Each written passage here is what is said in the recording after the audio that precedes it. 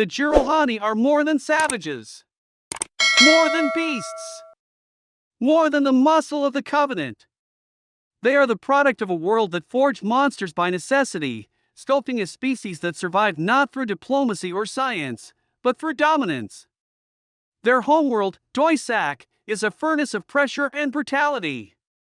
Its gravity crushes weak bones, its volcanic landscape burns frail skin, and its wildlife hunts in packs just as ferocious as the brutes themselves.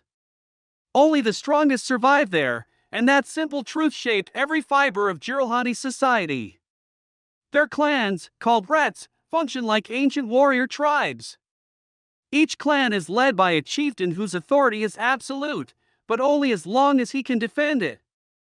Leadership isn't inherited by blood, it's taken by force. A chieftain's rule lasts until someone stronger challenges him and rips the crown from his skull, sometimes literally.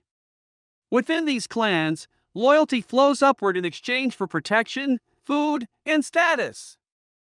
But betrayal is never far. A brute respects strength above all, and when a leader shows weakness, his own warriors will tear him apart without hesitation. Despite their image as mindless berserkers, the Jiralhanae have intelligence, raw, primal, and cunning. They understand strategy the same way predators do, not through abstract calculations, but through instinctual adaptation.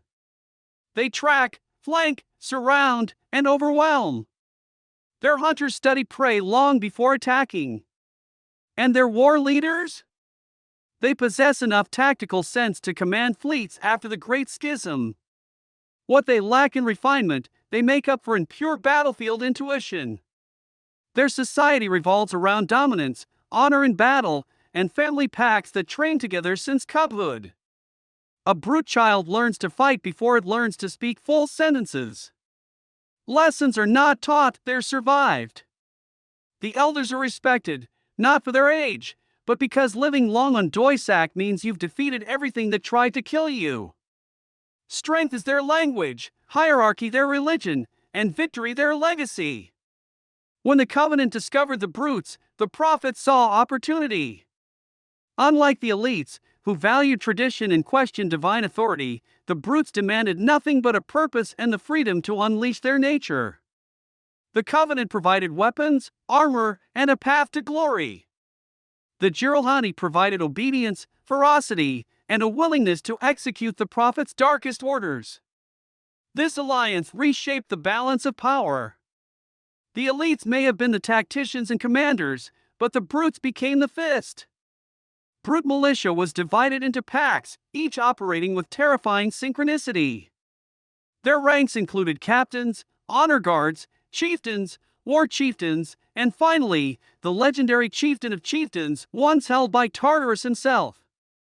Their military doctrine embraced overwhelming force, shock assaults, and boarding tactics that turned war zones into butcheries. Their strength on the battlefield wasn't just physical, it was psychological. Facing one Jiralhanae was terrifying. Facing a pack was hopeless. The Covenant taught them discipline, but only just enough.